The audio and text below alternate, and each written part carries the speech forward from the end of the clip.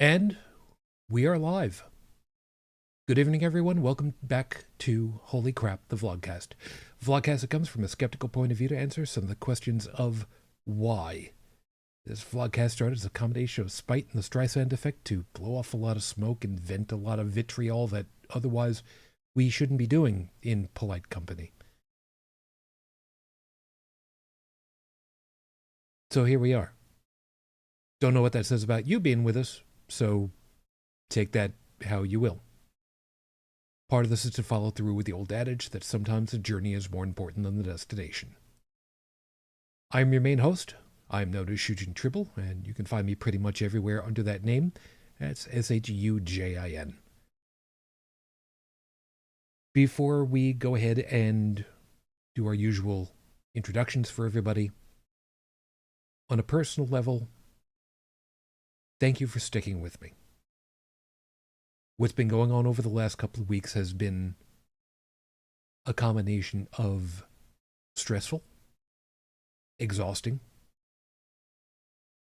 and not the least of which, panic-inducing. I am trying very desperately to get through. I have a very good handle on being able to get through it at this point. I have a lot of help that I otherwise would not think of, would not think to ask for. Just know that I cannot say thank you enough to those of you that have been helping out, no matter what little or what big. Just thank you all.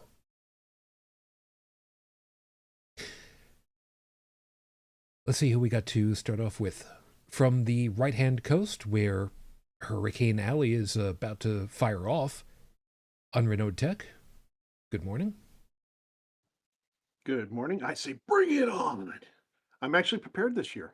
I have I was fortunate enough that I was able to take care of finances in such a way that I was able to actually do a battery backup system. Granted, it's not 100% fully integrated into the house, but enough of one that if we get the standard 3 to 7 day outage that we sometimes get each year that some kind of hurricane blows through and actually manages to hit my area, um, we get power outages mostly because of tree outage, not because of flooding and things like that. And that takes them like 3 days to respond, to get as far back into the forest as I am at.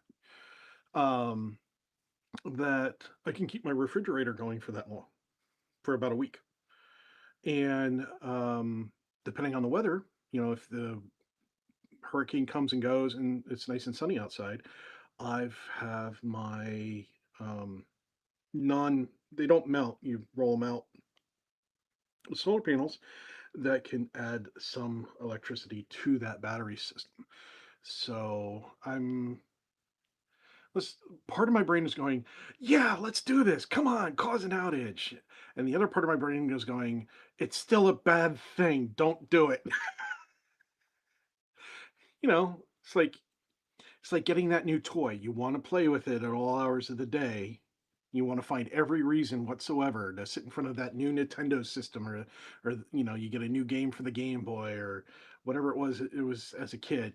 You find a reason as a kid to, yeah. So at the same time, my brain's going, no, if I need that, bad things are happening. So I shouldn't be desiring bad things to happen. And I really don't. I really don't want hurricanes to happen.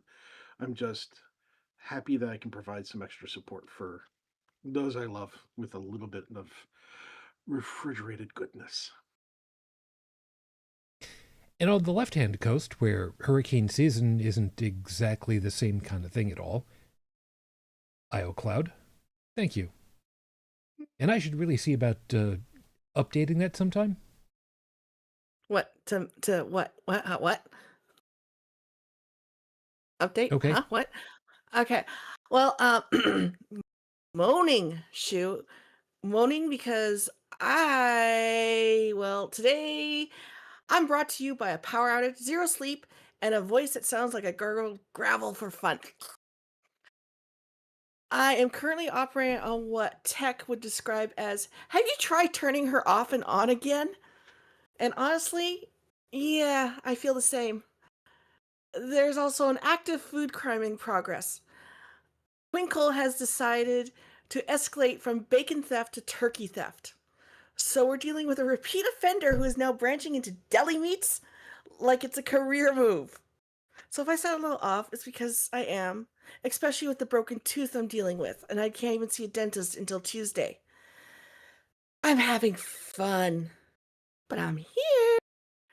I'm conscious, kinda, and I haven't lost anything important in the last 10 minutes, which is my new standard of success. And tech, yeah, I do have a personality.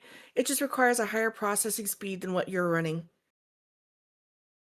Don't go making those kinds of challenges. We don't have time enough for all of that. I know how this goes.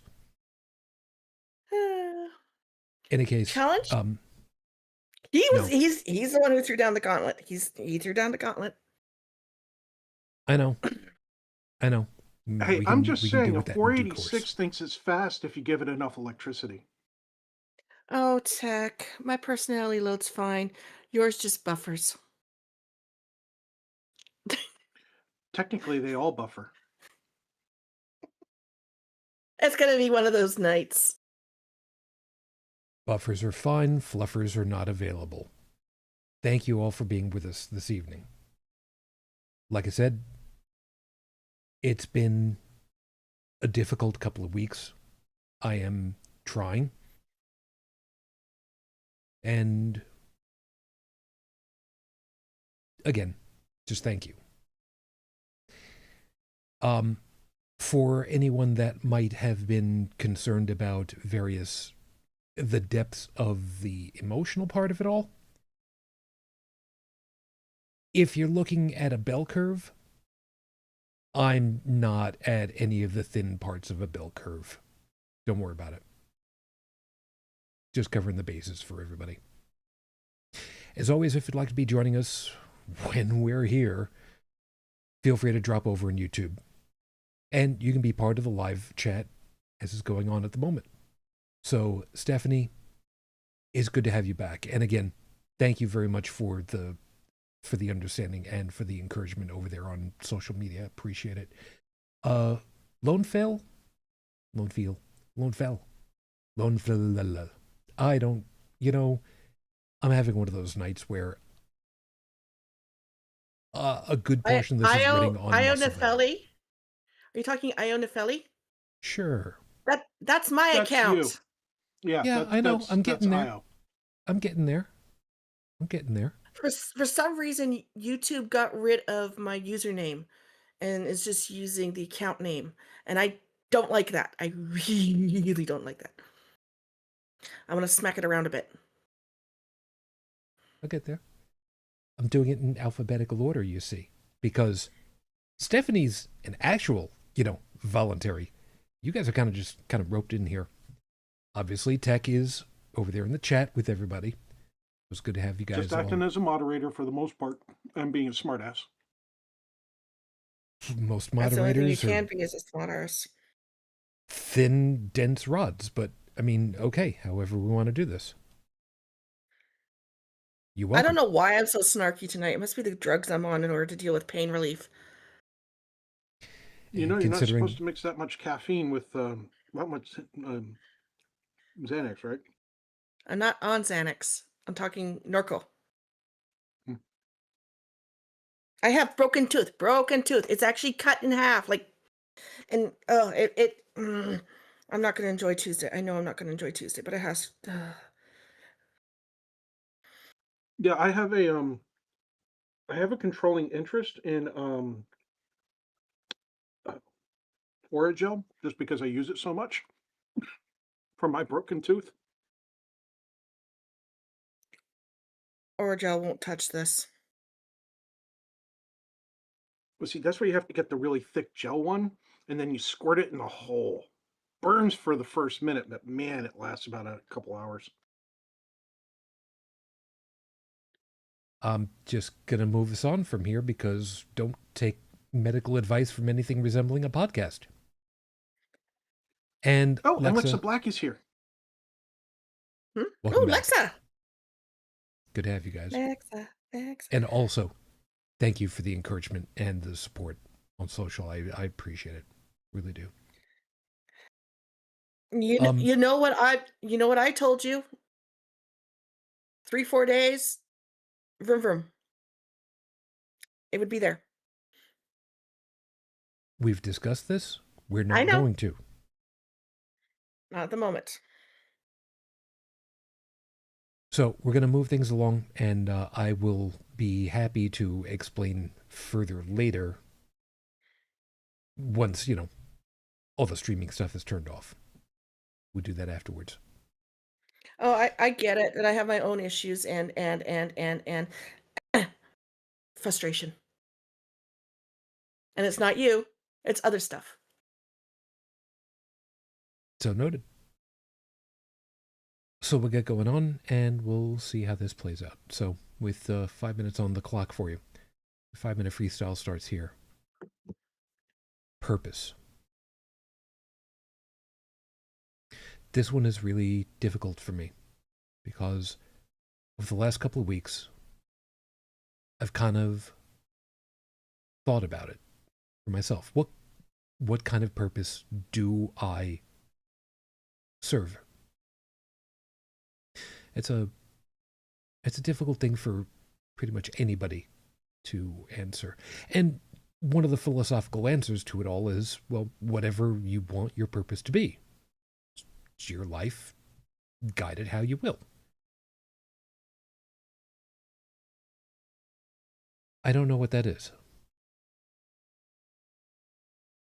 See, it's super easy for everybody to kind of expect that they should have top billing in their own lifetime. Their movie is their own. Their experiences are their own. And of course, you're going to be the main character. What does it mean when you don't feel that you are exactly that main character the same way? And this is a little bit kind of weird to try to explain.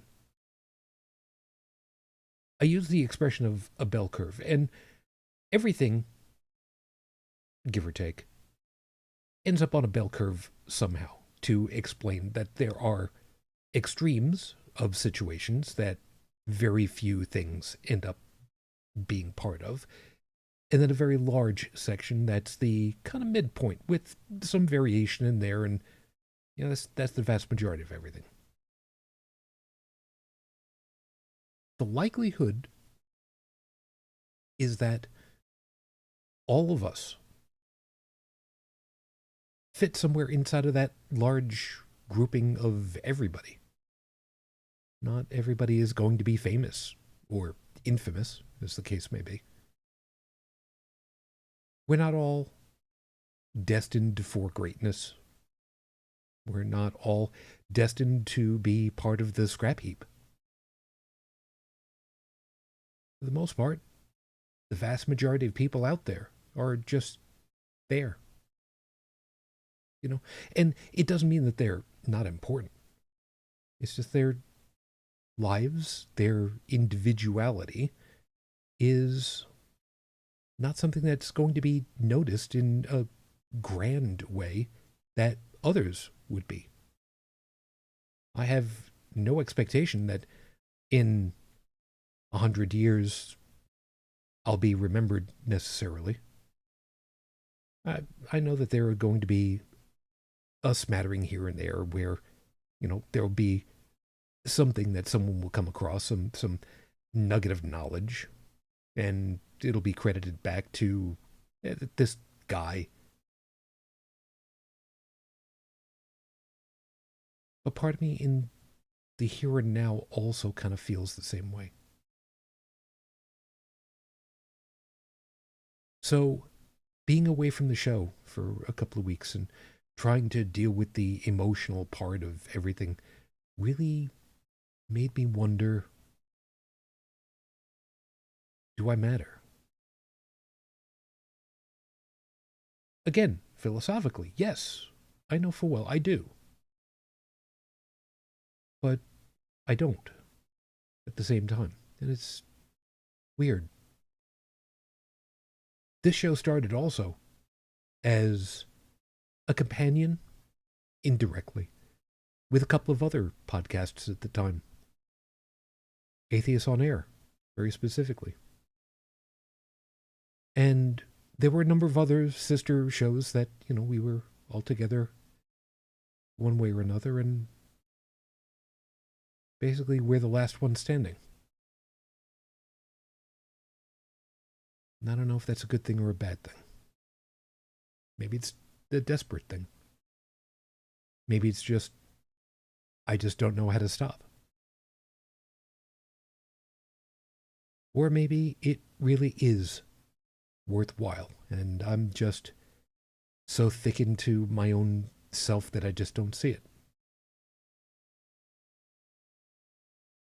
It's hard to know. So, if you know someone who has been in the creative arts, one way or another, and maybe they seem to be kind of spinning their wheels, because there are some out there, give them some encouragement. Doesn't have to be money. Attaboys go a long way.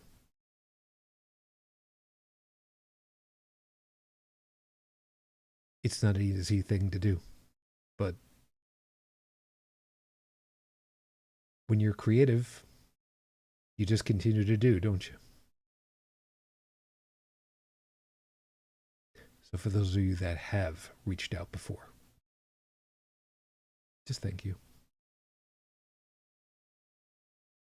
It's appreciated.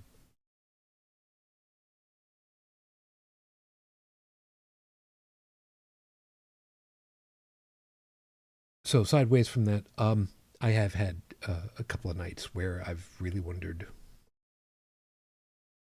should I go on? Is it worth going on?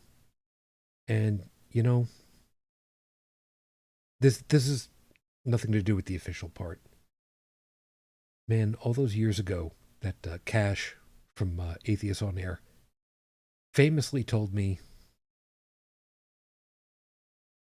if you thought that you could help just one person, would you do it? Well, why the hell aren't you doing it? I've kind of cleaned it up a little bit. And that's part of the reason why we got started, too. Because that son of a bitch basically just said, hey, you're a good person. What the hell, man? Why wouldn't you?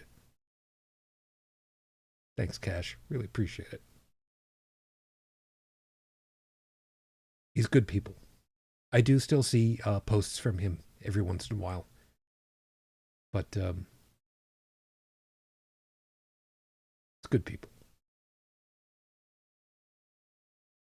Have I read over what you guys have been typing down over there? I have not. I'll get around to it eventually. Don't worry, we'll get there.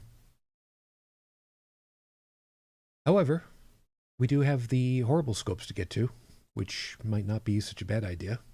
Kind of try to up my mood, and considering the way that some of this feels, up yours too. So for the horrible scopes, as always, if you know what your astrological sign is, cool. And if you don't, you can just get a D12. I have talked about it recently on the radio shows that I have a D12. I actually do have a D12. And every once in a while, I decide that I'm just going to go ahead and roll it and see what's so special this time. Don't roll off my desk. Number 7. It's a little bit better than average. Okay, that's perfectly fine. So, yeah, it has been a couple of weeks. And I'm finally clearing out the last of the requests that I had recently. So for the requester, sorry about the delay. And for all of you who think that I'm just a mean-spirited individual who feels better about making insults for all of you to make myself feel better, this time just remember, it's not personal. It's just business. And yeah, that sounds much better in the original Klingon too. So it is what it is. You do Aries, realize this means war. I don't know how to say that in Klingon yet. I'll get back to you. Aries, business cards are still relevant, but the tech is so ancient. Oh, look at me. I have a piece of paper with cool swirly designs of my name and phone number on it. Yeah. Yeah, and at one point there were CD-ROMs. Same dimensions as a business card, so you could fit more information on it. Do you know how much? About 35 floppy disks worth. Yeah. So this week, my sister in Christ. It is the 21st century. Just use an NFC business card with a QR code on the back. They are dirt cheap to mass produce, and they can be read by any NFC reader. Like a phone. Do you guys not have phones?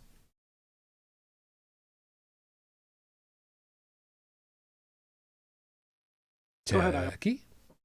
Oh. Nope, I did that yesterday. I'm going third. Can't make Okay, it. it's just because you wanted to read Pisces. And I really wanted to read Pisces. Okay. You know what? We'll switch with the last two, okay? Okay, we'll Yeah. switch with the last two. That's fine. Just the last one really needs to be read by a guy. I'm just saying. Taurus, once upon a time ago, before there was cable, you know what we did for Saturday morning entertainment? We watched cartoons after we ate cereal for breakfast. And do you know what we did at the table? We read the cereal ingredient list on the box. So this week, yes, we can watch TV and eat at the same time now, but we don't. Not because we're stuck in our old ways, but because we don't watch TV. We stream everything. Oi! Do you guys not have phones? No, we don't have phones. We don't have phones. Gemini, lovely, lovely Gemini. We really love that we really love that you've kept your old grand's Rolodex file. Rolodex file? Yeah. But come on, it's time to get with the program. I mean, sure, you never have to back up the files or wonder what hard drive it's on or turn a computer on and fire up your program to look at one person's phone number. But come on, the ink on half of those cards has faded to near invisibility, and the information on the other half is so old, it's possible they aren't alive anymore. And the Rolodex itself is so old that the springs don't work properly, and when you try and open it up, it goes all over the place. That happened to me and my grandparents with their Rolodex. It took me an hour to clean it up because stuff went flying. Anyway, so this week, you want some of those people to call you to touch base? Cool. But when did your growing up area code change? You know, your old friends moved out of state or province or country and don't know what your new number is or the new area code. How do you not consider this? Come on, do you guys not have phones? Yes, my grandparents' Rolodex exploded on me the last time I was ever at their place. And it all over. See, that's why you get the simple ones that are basically just a simple drum, and you just turn, and it... Okay, technically it wasn't a turning one. It was one that kind of went pow and it exploded open to whatever part of the alphabet you put it to. But still, it exploded on me. This is what old people glitter looks like. It was Cancer definitely mucho. glitter. Let's get away from all the uber tech and go old school for a second. All these oversized playing cards of thinking rock, they're cool and all, but they are still delicate as buck. If you dropped a 1950s Bakelite phone handset and hit your foot, there is a very real possibility that you would break your toe. Those things were dangerous. So this week, your device is recharged by a pair of AA batteries. These weapons of strangulation operated on 48 volts of electricity. Someone breaking into your home, whap them over the head with the handset, wrap them in the cord to a chair, and use the wires from the wall to shock their heart and get information out of them. My dudes, do you guys not have phones? Okay, two things. One, in the old action movies, we'd see stuff like this. Two, every time we end with "Do you not have phones?" I'm having flashbacks to like 8+ years ago when Blizzard tried to announce Diablo Immortal for the cell phone, and people were waiting for Diablo 4 instead, and they got all pissed off. And it just the whole crowd was just like it was a bomb of a of an announcement. I think he's caught the Oh, running joke. I think he actually figured it out. yeah. Problem is, it tripped and fell over. Mm. Leo, okay, that escalated quickly. How about a different old telephone thing, but souped up for the modern world? Did you know there are groups making recreations of those old phone handsets, but wireless? Yeah, check it out. There's information on Engadget. We can put it, it came out in 2000, the article's from 2005. We can put the HTML in there. On turning an old 1920s candlestick phone into a Bluetooth version you can use with your pocketed cell phone. Call your maker buddies, they'll help. So this week, use one in public, and when people look at you in wonder, just give them your best Gomez Adams smile and ask, "Do you guys not have phones?" Oh, right. I need to be on the right page. Darkwing Duck. When there's trouble, we call DW. Quick. Only if you have a phone. Do you not have a phone? I mean, come on, you guys. Don't you have phones? Virgo, touch-based controls are nothing new. Buttons and dials and levers, oh my, and switches and things that fill our existence with joy. Or at least they used to. Click, click, click, click, click, click, click. These days, all those tactile controls are being replaced with flat glass and haptic feedback. Ugh. Remember the first smartphone you got and had to be shown that press and hold was a valid input? So this week, for those of you who think that this is an ultimate good thing, do you guys not have phones? Changing the interior of your car into one giant display panel is not a good thing.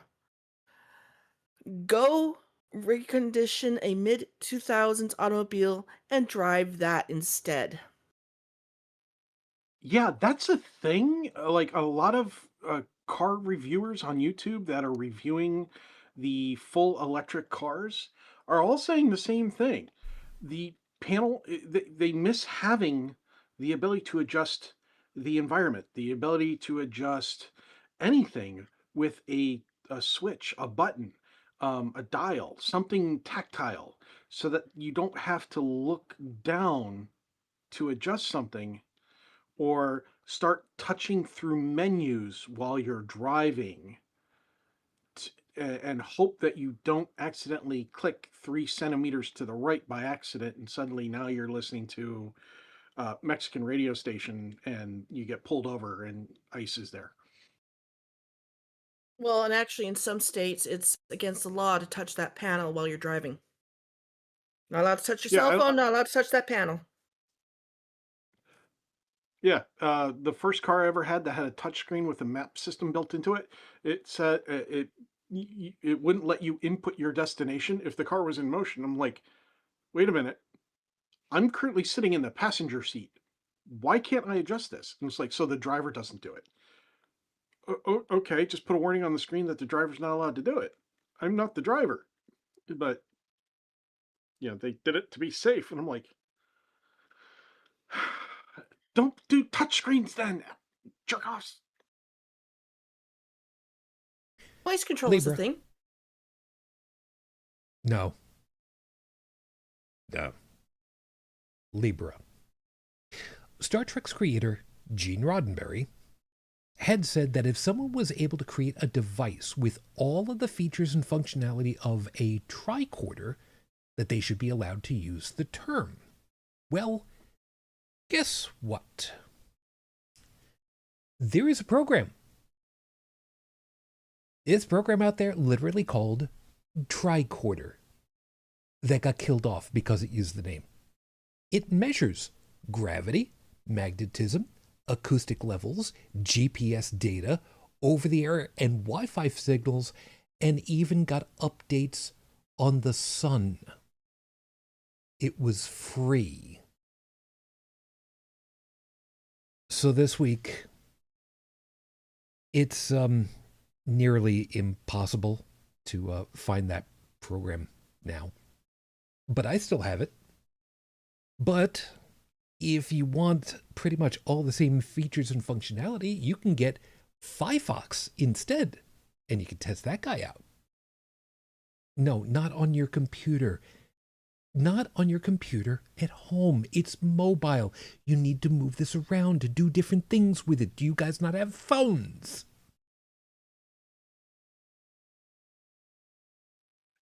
I just installed Firefox, and when I started it up, it said, warning, please be careful not to damage your phone while experimenting. Please take special care to avoid dropping it on hard surfaces and do not expose it to excessive magnetic fields. The authors of Firefox are not responsible for any damage to your phone. I love this. Oh, that's great. Yeah. Oh, and I'm going to kind of hide the GPS information over here. But if you look... Oh. Yep. No, I'm pulling up. I had that app. Actually, go. I technically still have it because I have every Android device I ever had still in my sock drawer. And so that is installed on one of those phones. All I have to do is power it up, export, repackage the APK, but I'm willing to bet if I put it on my phone, Android's going to go, it doesn't work with yours. Oh, maybe not. Yeah, I'm showing all of the GPS satellites that are being received, and it'll show you where they are in the sky too. It's so cool. Yeah, I miss this. What always, the funniest thing was when I showed that around work when that app first came out, there was a lot of people who were having trouble with it because they had now the ring magnet system is common in a lot of phones, especially with the mag chargers and everything else. But they had installed the magnetic clamp systems so that they could have it to like their motorcycles and such. And the magnets were screwing with the compass. Yep. Oh, and Stephanie is saying, my phone handles texts and calls. End of. I still have the first phone that I got. Why? Because there's still a recording on here. And I have since gotten the recording off of here, but well, just refuse to get rid of it just because. What was that recording? Only one phone. Oh, what was that recording? It was of me, my wife, and my kid, our kid, at Chili's restaurant, and he giggled hard, and we got the recording of it. I still have that sound file. That's adorable.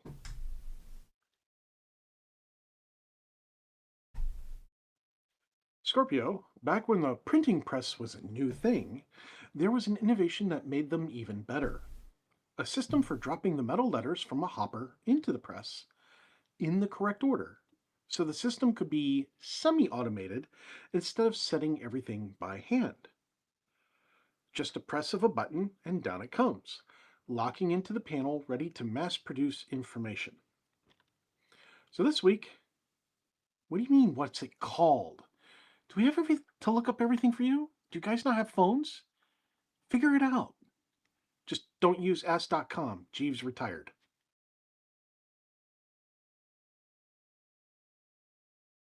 He's retired? Yep, ask.com is shutting down. That sucks. Guess nobody They was can't using compete it. with Google's algorithm. I guess Alta Vista's finally beat him out, huh? Mm-hmm. Sagittarius, with spring here and summer right around the corner. Yep, right around the corner. You're looking for a little sense of calm in your day-to-day life where the weather is concerned. You have no idea.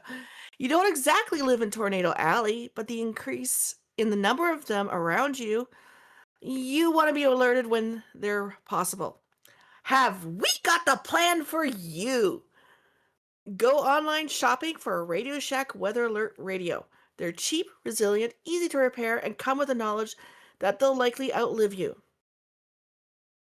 So this week, or, you could just get the app from the National Weather Service and run it on your phone all the time. Come on, do you guys not have phones? And actually, where I live, there is an earthquake-specific app for the residents of my state. And the last time it went off, I had about 30 seconds to figure out what I was going to do when I was fighting sepsis in the hospital. I would also point out to people that getting a weather alert radio of any kind is actually a really good idea because a lot of the cell towers do have battery backups, but if the power goes out due to tornado, earthquake, whatever it might be, squirrel in the transformer box, just whatever, those batteries don't last forever. You're lucky if you get like 3 or 4 days out of those things. So, yeah, you might have a phone, but you should also have a radio. Yeah. We got an old, and I'm guessing like 82 maybe, Radio Shack Weather Cube. It is the best piece of technology they have ever produced. No lie. It's a simple matter of 9-volt battery, a roller on the bottom for volume, another roller on the bottom to tune in whichever is the closest National Weather Service, and a little clicker up on the top. You want the weather? Hit the clicker. When you're done, click it again. Done. And a 9-volt battery will last you friggin' forever. That's nice, man. What I have is I've my got one of those crank. grandfather's. Oh, you have the crank one? I have the crank one here. Black was a prepper, and I have that cranker. I know exactly where it is. It's with all the other flashlights and lighting equipment that I have that I've been putting into one spot. I've been putting all those in one spot. I've been putting all the sharp stuff in another spot, scissors and not daggers and other sharp throwing things into another spot. I like having knives, okay? Perfectly fine. I have my grandfather's on my father's side old Panasonic radio. Let me tell you how old this is. If you push the power button, it clicks downward and locks on, and then you double click it again physically, and it pops out to turn off. Physically cuts a circuit. It runs on 6 D cell batteries. It has the old turn dial system, and you click a toggle switch between AM, FM, and weather. And like 50% of the front of the radio, and it's a beefy boy, right? It's like the size of a 12-inch monitor. Is 50% of it is the speaker. So Sounds about right. I could give like my entire neighborhood weather updates from that thing. Cool. And item last before I move us on. You got a phone that does just text and phone calls. You don't want it to play music? Okay, cool. But I mean, how else are you supposed to play one of these then if you don't have a? Oh my well, I guess God. you probably find a way. Sure you can find Those for listening in, Shujin is passing across the camera the old paper hole system that you use with player pianos. And calliopes. Calliopes. Correct. Calliope's got a different. Well, It's a similar tech. It's just got a different way of organizing the information. This one in particular is Mr. Bojangles, played by Dick Watson, 1968. nice. It's even got the lyrics printed on the side of the paper so that you could actually sing along with it. So yes, this is a karaoke machine. We had a bunch of them come through the shop once upon a time ago, and I'm a man who proudly owns a player piano roll. I've never heard it performed. Maybe one day. Capricorn, you've been bit by the retro game craze, and you want in on some of the discontinued ones, huh? Well, we might be able to help you with that just a little bit. In the Toys to Life category, there was one produced between 2011 and 22 by Activision called Skylanders. Just like with the now more popular Amiibo, you just buy the physical figurine, put the base in the reader device, and boom, data transferred. But how do you acquire the first generation figures to play with those? Well, that's easy. You download the data, you put it on an NFC device. So this week, no, you don't have to buy NFC tags and write them with your computer. Yeah, they're cheap, but you can do this without buying anything new. Do you guys not have phones? No, nobody has phones anymore. We have these technological marvels in our pockets that have more computing capabilities than the space shuttle. Dude, a We have Timex, computers that can make phone calls, you know. a Timex programmable watch had more power. But that's a whole other thing. Yeah, see, this is my guy. Mr. Bojangles. Aquarius. Aquarius. You know, there are certain communities where there's a string outside, it's actually a wire, stretching around the neighborhood so the people there can carry things outside. You know, things like house keys, tissues, medication, or babies. Why? Wait. Before you Tradition! say it. Too late. Tradition. Before you say it, if you do it as loud as you did last time, you're going to get clipped out because of Discord. Tradition. Tradition. Tradition. That's better. If I were a rich girl. So this week, you sure you remember to bring everything with you? Do you guys not have phones? Pisces. This one goes specifically to those of you who wear bras.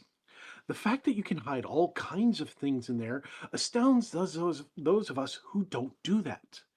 We're guessing you all learned how to do that as a response to not having pockets worth a damn, if at all.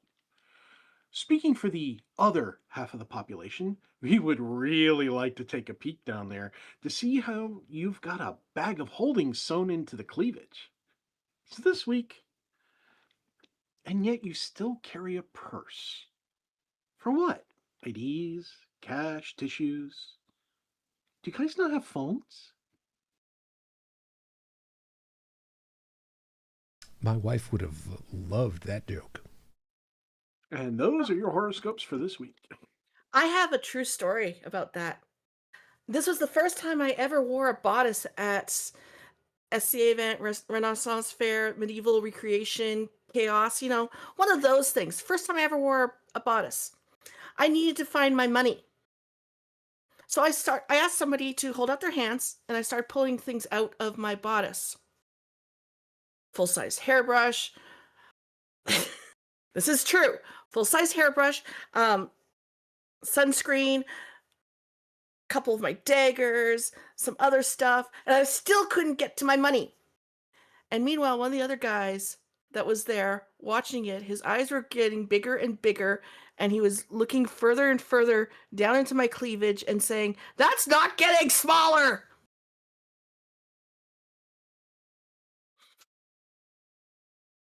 Daggers. So it's a magic trick. I will say this for the ladies who are looking for pants with functional pockets. Duluth Trading Company is your friend if they have your size. That's all I'm going to Ooh, say. ooh, ooh, Scotty vest too. Scotty vest. And that's for men and women.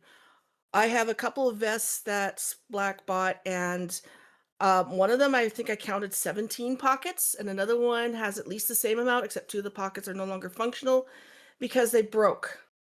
The plastic wore out and came out in the wash. They were ID pockets. It's We'll actually have a to keep running that in mind. joke in my it's a running joke in my D&D campaign that the female characters want pockets in all of their clothing. And the DM just keeps on rolling his eyes. And so now me and one of the other D&D players, all we do is we text each other one word, pockets, and it goes back and forth for a couple of hours. I'm sorry, but an everyday carry jacket should not cost $400. Holy crap! We'll talk, okay? I'll continue using my bag of holding, thank you very much. I have like 3 or 4 that I could sell. Yeah, you do that. I'm going to keep my bag of holding. Those are horrible scopes for this week. Remember, if you like what you got, cool. Of course, if you'd like to influence the output next time, you can bribe me by asking, because vanity is still a thing, but I would much prefer, money. So if you'd like to drop me some money, you can do that over at the Coffee page. That's coffee.com/Icarus the Lunar Guard. I'll have these posted online at the end of the week as usual. Tumblr, Facebook, Coffee, Discord, and BlueSky. And the fact that I got these done this week is no small miracle, considering how I was basically dealing with panic attack for 48 hours or more. So let's just credit where credit is due. Thank you, brain. You actually worked. This is episode 568 on the docket, Your Honor. And yes, I'm quoting from a song. How long has this been going on? So this is kind of open-ended, because there are a number of pieces that kind of go along with this. The whole thing with what I opened with, how long has this feeling been going on? How long has this panic experience been going on? How long has this shitstorm, politically speaking, been going on? There's a number of pieces. So I basically left it wide open to give us all an opportunity to hit something. And if it's something that turns into, something worthwhile, and it's always a very subjective thing at that point, hey, cool. If it's something to just get off of our collective chests, cool. But I didn't want us to be necessarily locked down, because we've been gone a while, and there's just a lot that's been going on. So let's start off with one of the easiest items. And I'm gonna get away with saying it, because you can get away with saying anything if it's true.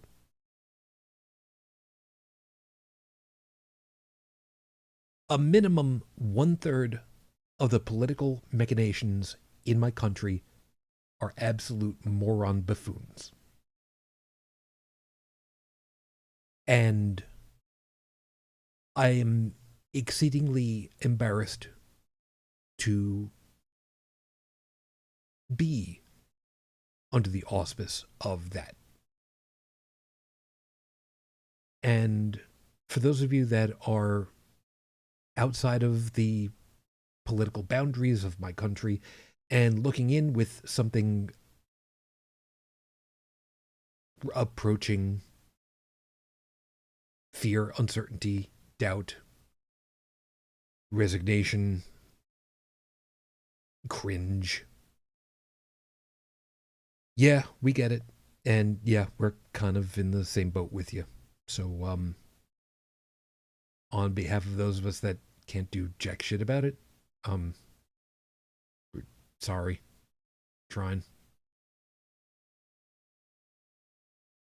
course, you don't want us to get started on the whole. So, how's that Brexit going for you? Basically, because I know full well that was a hot thing, and I know jack shit about what was going on with that. So, other than it was a shitstorm, and well, look at that. We don't have that in the headlines currently. Can't imagine why. Oh, and release the Epstein files. Want to get that one in there. We'll see how well that lasts.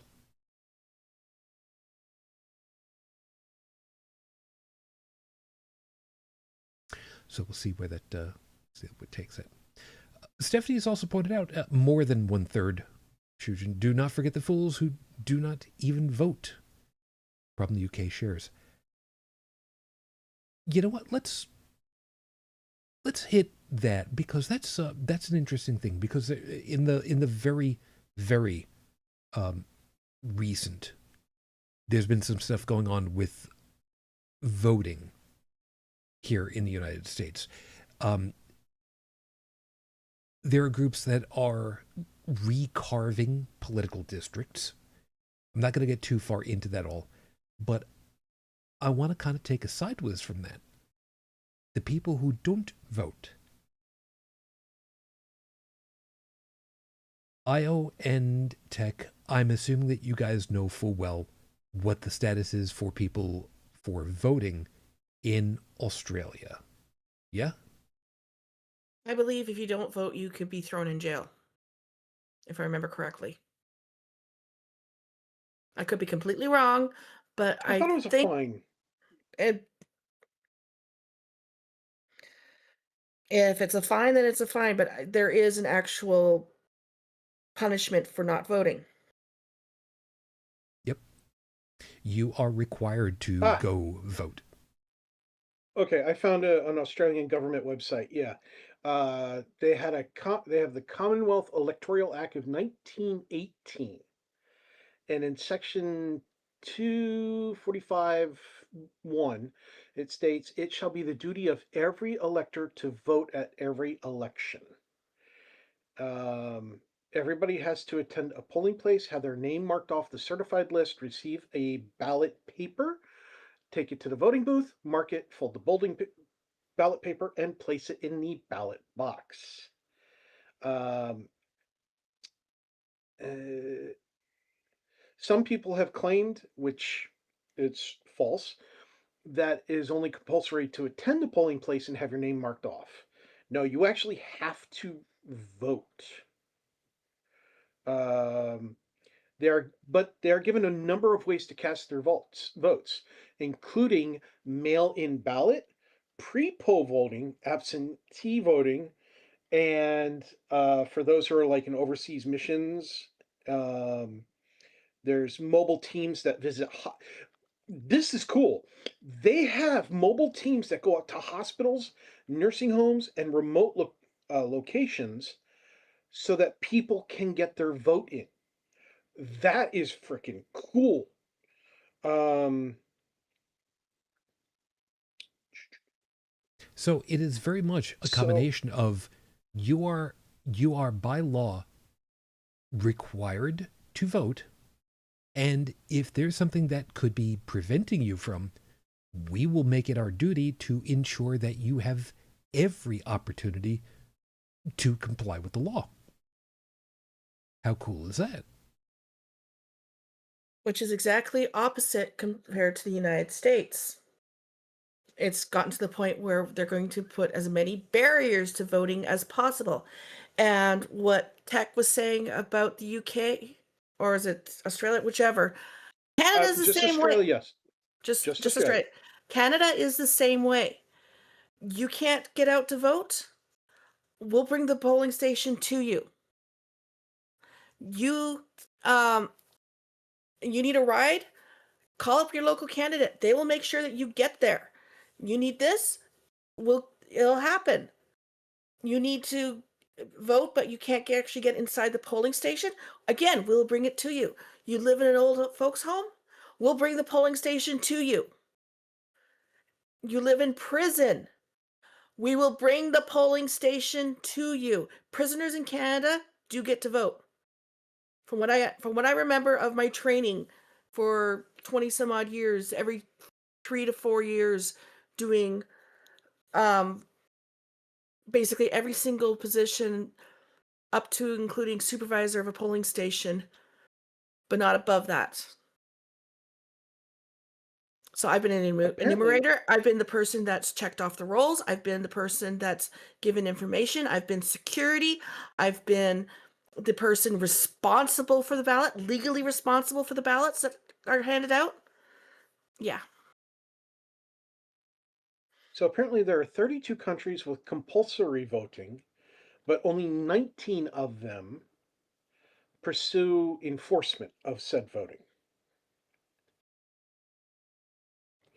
So, for example, Italy has everybody is forced to vote, but they don't go arrest people for not voting. Meanwhile, here in the States, polling places have bomb threats. People who want to vote find out that they're not on the voters list because they've been taken off as an inactive voter or something similar, even though they voted in the last election. That And happened to my Ooh, husband. and let's also remember that, unfortunately, for the majority of the United States, not everywhere, because there are exceptions, and I'll tell you about that in a second, the entire election system for voters is an opt-in system, and is not even an easy opt-in. However, there are also areas where local school districts will, as part of the final year for seniors or juniors, those that are going to be graduating, or reaching, usually it's 18 years of age by the time the next election cycle comes around, where they have registration drives so that any student can sign up and get their voting registration in during school as part of learning about civics. Wow, amazing how that works out. I graduated at 17 and had just turned 18 and there was no election cycle happening. So I wasn't able to register to vote, even though I did register to vote. I turned 18 during the middle of a break in Canada. And it was a couple more years before I was actually able to vote in Canada because at that point in time, stuff was happening and I wasn't allowed to vote due to a technicality because I was out of my district. I should have been able to fill out an absentee ballot. Um, Federally, Canada is 18. Provincially, it might be 18 or 19 depending on the province. Some provinces you become the age of maturity at 19 versus 18. So there's that little bit, but it's still 1 year difference. Whoopie ding dong. In the United States, you can vote at 18, you can serve in the armed forces at 18, you can't drink until you're 21. Or, Figure that out. you could just, drive up to New York and then, turn left and go into Canada. For anybody that's wondering, no, don't you mean just go north? Not over here. Over here in Buffalo, you go west. Figure it hey out. guys, before we get on, I want to correct something. Australia doesn't go around arresting people for not voting. I'm looking at another Australian website here, and first off, the participation rate for voting since 1925 has not dropped below 90% of the That's population of Australia. freaking awesome. Right. Now, here's the thing. So, what's the penalty for not voting? Well, you can not vote if you have their government calls a valid and sufficient reason for failing to vote.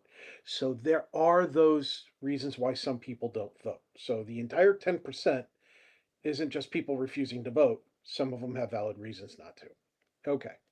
Or And good on having them. failed to do so. Right. So, but what's the penalty for the people who refuse to vote? Well, they have what's called an administrative penalty. In America, we'd probably call it a fine, but they call it an administrative penalty fee. Um, and if you fail to pay that fee, then you could end up in court. And if you end up in court, you could pay a lot more. Apparently, in 2017, some guy didn't do what he was supposed to, wound up in court, and wound up paying $303. But what's that administrative penalty fee? You want to know what it is? It's $20. It's $20. It's a $20. nuisance fee. Basically. And I kind of get it. Because, if somebody fails to vote, then they have to go through all the administrative stuff of figuring out, well, who didn't vote? Why didn't they vote? Did they have a valid and sufficient reason to not vote? Okay, you didn't. Here's the fee for wasting our time. $20. $20.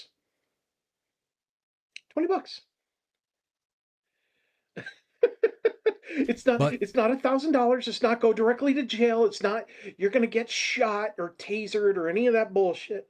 It's $20. That's for okay, that's slightly inconvenient for a lot of people. But for the amount of effort that they put into it to make it easy for people to vote, um, yeah, I'm guessing the people who pay that $20 fee, they can probably handle it just fine. and remember, you also feel bad because you didn't vote. So you got that too. So guess what I got this past week or so? In the last 2 weeks since the last show. Guess what I got in the mail? Okay. Got myself a jury summons. So apparently I'm on the voters list because the voters list and the jury summons list is the same list. Because it comes off of your driver's license. I didn't sign up to vote. I did not sign up to vote. Absolutely, 100%. No, did not sign up to vote. Did not sign up for jury duty. I got the jury duty thing. It showed up. I looked at it. Went to the website. Registered like I'm supposed to. Went through all the rigmarole of registering. Found the one place I had to click. Clicked it. And am not eligible to vote or to be a member of the jury. Why?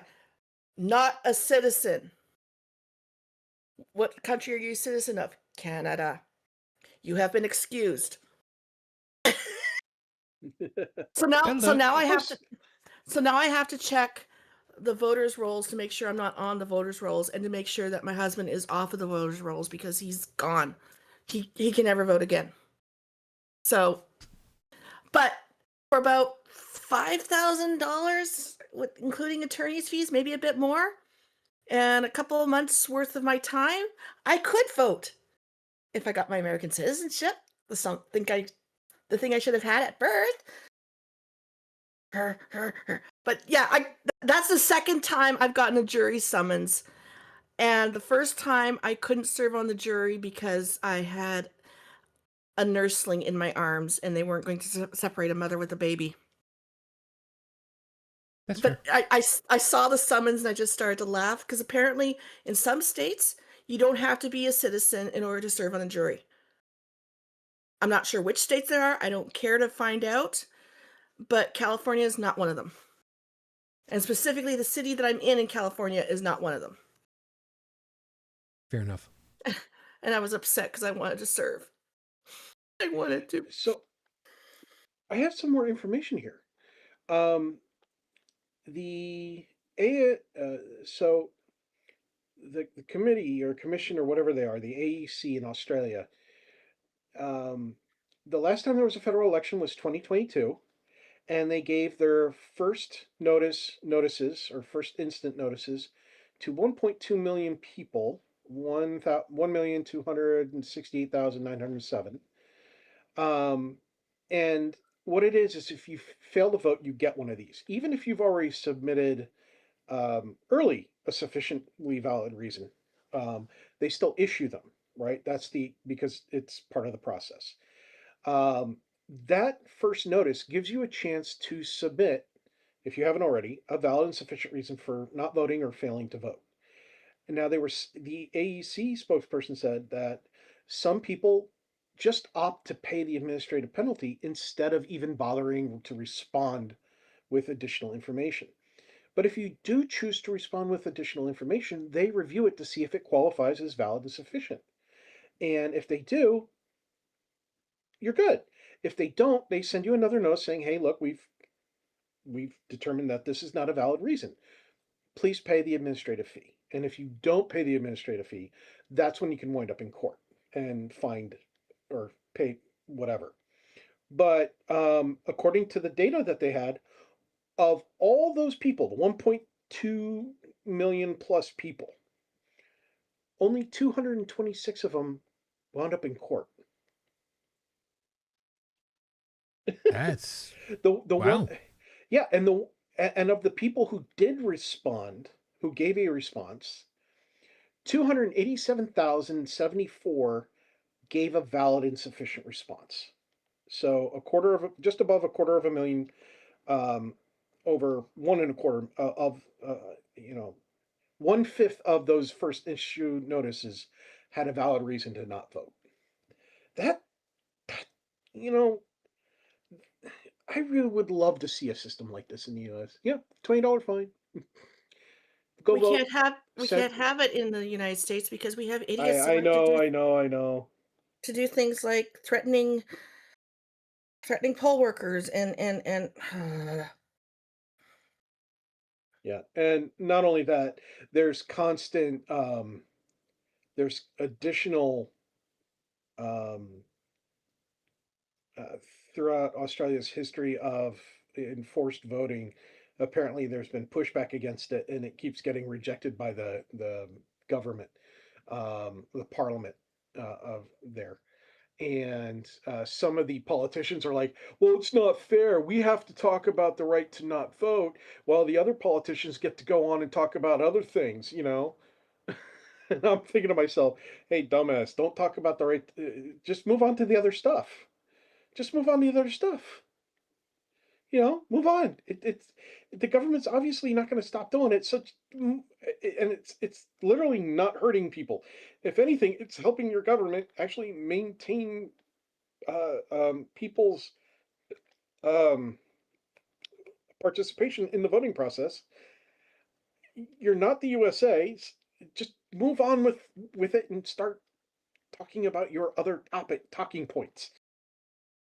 one of the One things that of drives me absolutely batty are people that come up to me and tell me either I should go home or, well, you didn't vote, so you have no opinion. I couldn't vote, but my husband voted, and he voted according to how I would have voted anyway. So, and I'm supposed, yeah. so the thing about this that's important to recognize is that voting is a piece of societal health. And you can pretty well gauge what's going on societally by how voting is handled from the meta perspective. In Australia, you are given every opportunity.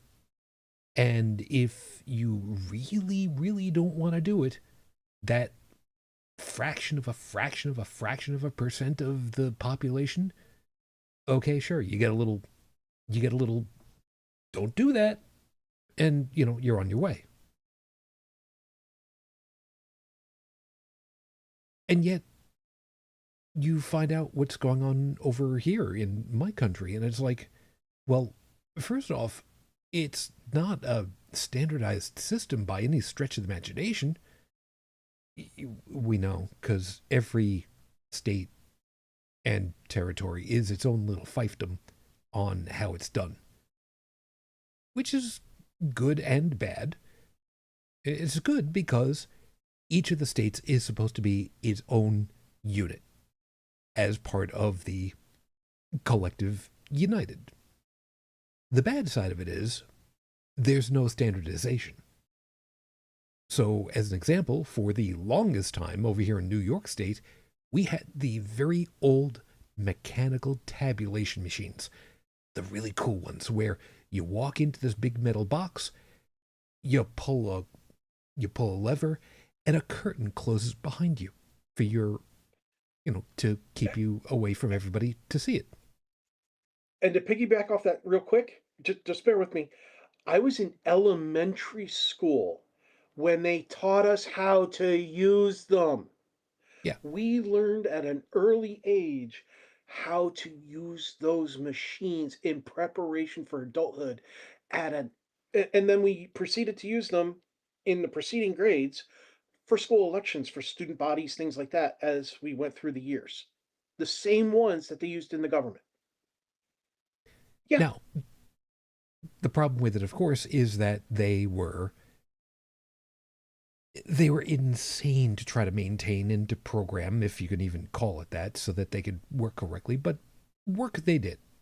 Was there any paper trail? No, it worked, generally speaking. And growing up, I never remember hearing about any particular problems with the voting machines, other than, yeah, one of them got stuck, so they just pulled one of the other one out that was already ready to go and just kept using that. All good. When ours got stuck in junior high for student elections, the janitor walked in with a can of WD-40 because it was the handle that resets and opens the curtains and all that. Now, all well and good here in New York State, where we were actually building some of them, matter of fact, which kind of helped with that. But then you go down to Florida, and it's a paper ballot. And this is a good thing, some of you would say. Until you find out that it was called a butterfly ballot. And I'm sure there are a number of you right now that are going, yeah, what the hell is that? It was literally a big sheet of paper that you had to use a specific hole punching system for. And before you think, oh, it's one of those cute little things that you make little, paper confetti with, the round things, right? You just, do the thing like in the Polar Express. Just, no, it was a system that was about the size of an enchanter's tome in size. And you had this big metal arm that was against it so that you could crunch on it in order to theoretically punch out a square for whoever it was that you wanted to. And it And didn't then lock you've into got place. You had to line it up with the holes. and then you got easier places where it's just here's the sheet. Everybody's information is all printed on it identically. Here's yours. Mark on it with a pen, where or a bingo dauber. Which one do you want to vote for? Cool. You ready? Cool. Put it into a folder. Drop it into this bucket over here. We'll collect it. We'll collate it all later. Cool. I didn't see it. Did anybody else see it? Nope. Cool. It's all private. Have a nice day. See, you might like the one that we have in my state. We have touchscreens, and you you can skip ahead and go backwards. So you're like, well, if I'm still not decided on this, I can still make the other selections here. You can also, it gives, you can click on the selections to get more details. And when you've made your selections, if you leave anything undone, it'll let you know, yes, you can leave it undone, but are you aware that you've skipped this one? And then when you're done, it prints out a receipt for your choices. and it allows you to compare what's printed out to what you've selected on the screen. If you do not like that, you can go back and change it and get your, your other receipt, and you have one that the bad one that you printed out because maybe you made a mistake, they destroy it on the spot with a micro shredder. Basically, it makes it into confetti to the point of where you can't reassemble them. And then that gets in your view. You watch the process. Your receipt that has all your selections on it gets scanned into the system, and then it confirms that it has scanned yours to completion. And then you get a confirmation that your vote has been registered, and off you go. And I actually really like that system. Stephanie's pointed out, in the UK, we have paper and indelible pencil, old-fashioned and reliable, with real human beings to check and count the votes. That's what we have in Canada. We have real human beings to check and count the votes. We have scrutineers that watch the vote get counted and checked. And there's at least two different ways of spoiling a ballot. You can also refuse your ballot. One of the ways you can spoil a ballot is by scratching in all of the circles when you're only supposed to scratch in one or put your X or whatever. The other way is it's identifiable. Sign your name, put words in it instead of it has to be as neutral as possible. What your thing is, it's usually just an X or a check mark, or you can fill in the entire circle. Other spoiled ballots would be refusing a ballot. You show up, you say, I don't want the ballot, and you walk away. It will be recorded. The other one is you take the ballot, you don't fill it in, you put it in the box. I did that the last election because of what happened the previous election. The 2021 election, my ballot did not arrive to me in time. It was supposed to get to me before, I think about September 15th for the September 21st election. It didn't show up until December. And none of the news organizations, none of the political parties, not the prime minister, not any of the heads of any of the other parties gave a damn. So I sent in a blank ballot this last time because none of them deserve my vote. I didn't say why, but when people ask me, that's exactly why. If you make a mistake, if you put your X on the wrong circle, you can actually ask for a second ballot, but you only get one mistake. You do it again, oh well. But it's And all hand counted. Every single last one is hand counted. And I've seen deputy returning officers, voting officers, whatever level they're called, the people that are actually legally responsible for about 1,000 ballots, freak out because they're short one. Usually it's at the bottom of the box underneath the flap that didn't get properly emptied. But it does So I happen. inquired But about the I inquired about the receipts that get scanned from my system here by me, and they pointed out that the receipt doesn't come back out again after its final scan. It gets deposited by the machine in what is essentially a safe.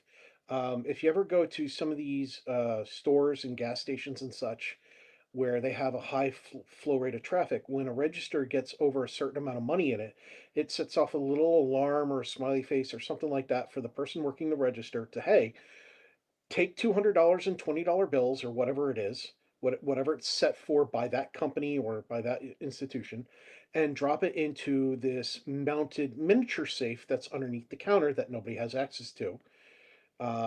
And they get stored in there. They're mounted to concrete, whatever, and they end up getting removed by key, attached to another safe where it flows into that safe. It's basically the same thing. So my receipt, after getting completely scanned, doesn't get destroyed. It gets put into a safe. So if they have to go, well, I contest my vote, well, they can pull that receipt out and compare it to the digital registration. The beauty of the digital registration is it allows the officials to know these tellings very quickly. So it has a paper backup. That has not been eliminated, which is the reason why I like it.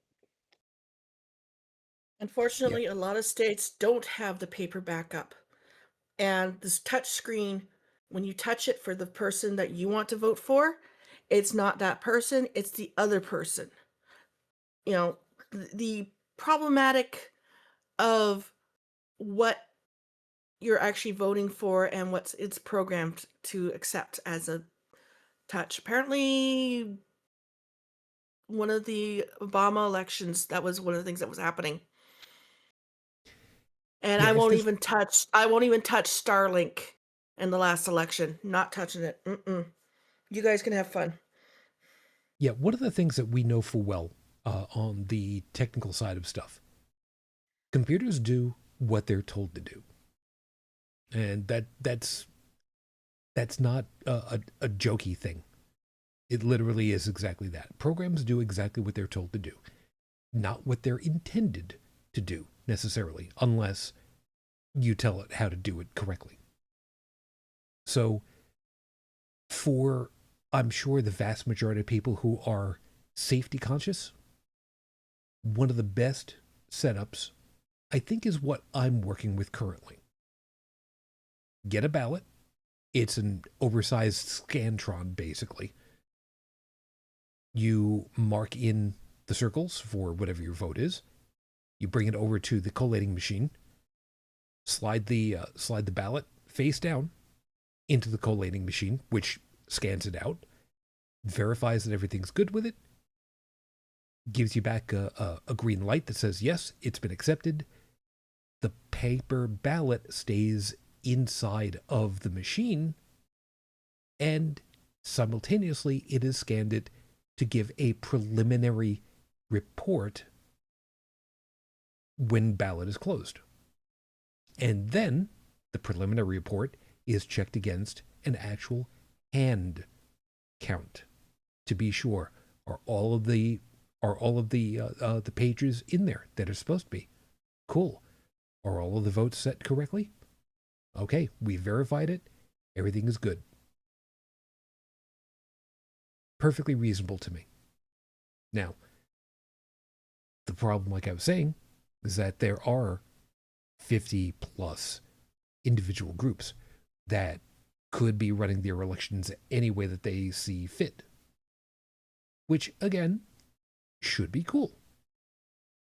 But then the federal government has had rumblings at the highest levels where they think that they should federalize the election cycles.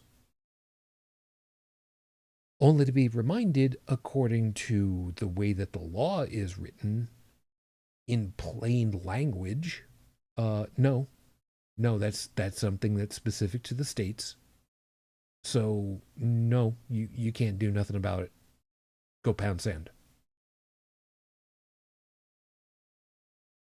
And that's where it gets annoying, shall we say, that some people just don't understand that sometimes you have to take no for an answer.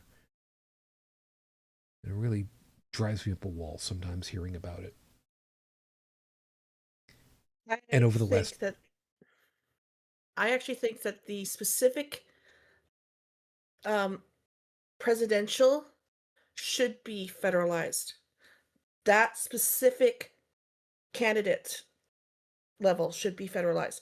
Everything else should be left to the states, but just the president and the vice president, that those two should be federalized because that is such an important decision and it needs to be regulated across the board Well, if you instead think of about it with Australia, their compulsory voting applies only to their federal level voting. It doesn't apply anywhere else. Mhm. So if we were to do that here, people would still have their state-led votes for their state legislators, things like that, that wouldn't be affected by any kind of compulsory voting. You know, you don't want to vote for your own ombudsman, or you don't want to vote for your local judges or sheriffs or anything like that, then don't. But when it comes to the people that are going to be leading the country, the president and the vice president, as you're saying, for example, Mm-hmm. I think that actually should be compulsory because we saw a massive decline in voting.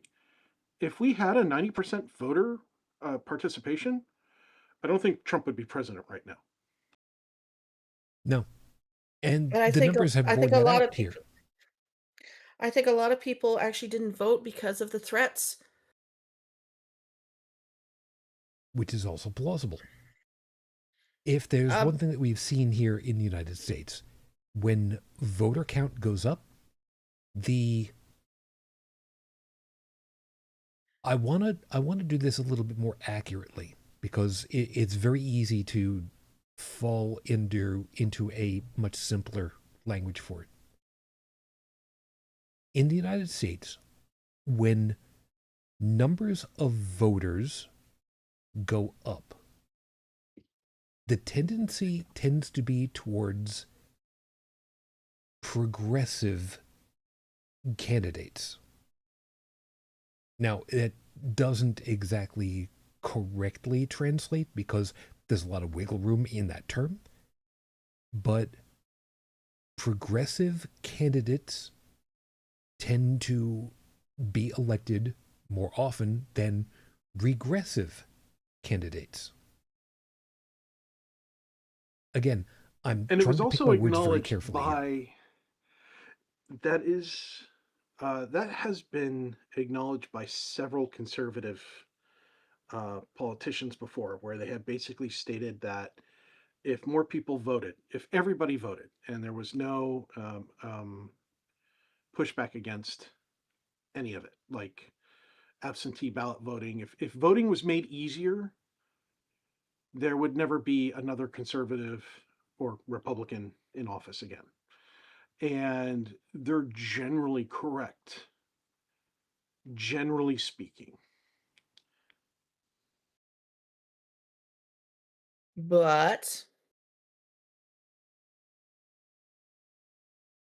But we now currently have a problem as set up by a bunch of. I'm trying to find the right term for it because seditionists seems rather overboard uh, and a little too erudite a term for it. Shitstains have decided that the voting laws, the government oversight over voting laws in very specific areas of the country that tend to be of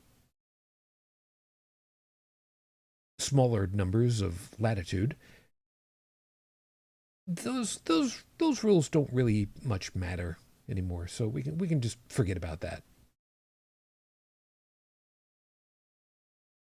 we currently have probably one of the most corrupt governments on the planet, run by unelected people who are trying to keep their mascot looking like he's still a functioning member of society when he's sundowning. I really wish somebody could just leave a drop of like mold. You know, the kind of laboratory testing mold. Just leave it somewhere that could be bring the experiment, you know, to the White House because science is important and really like the White House to know how much science is important.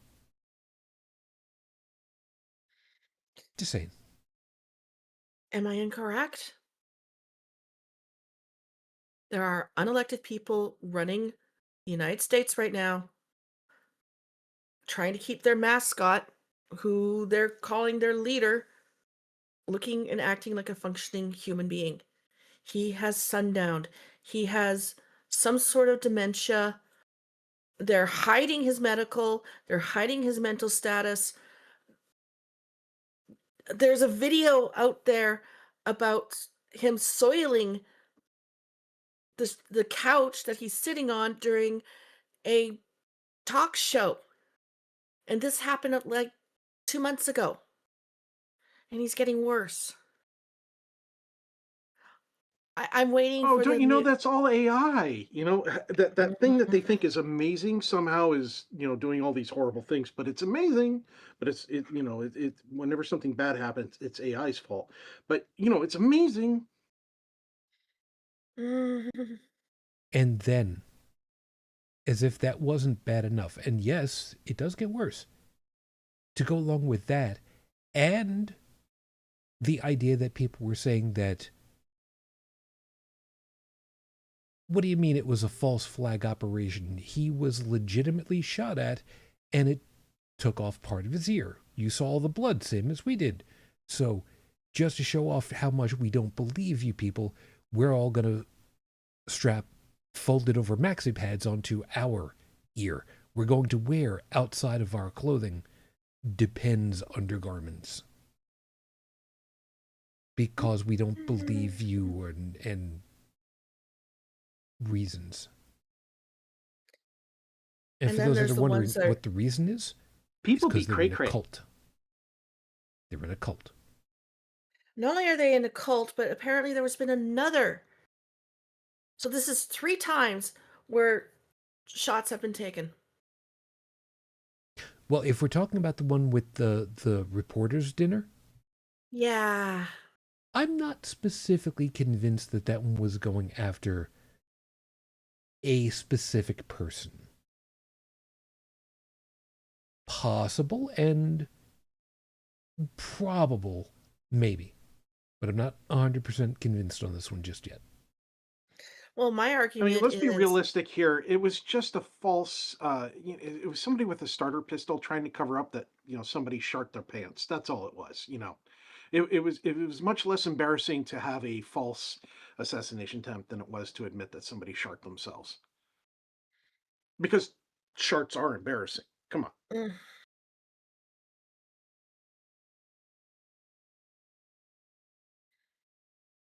So, y'all remember when I said earlier in the show that we're kind of embarrassed for being part of this and that you folks can feel embarrassed for us too? Yeah, yeah. my opinion, my saying is, well, not even the head of your country can be protected. They won't protect kids. They won't change the laws in order to protect kids. They're not changing the laws to protect the president. Nobody is safe.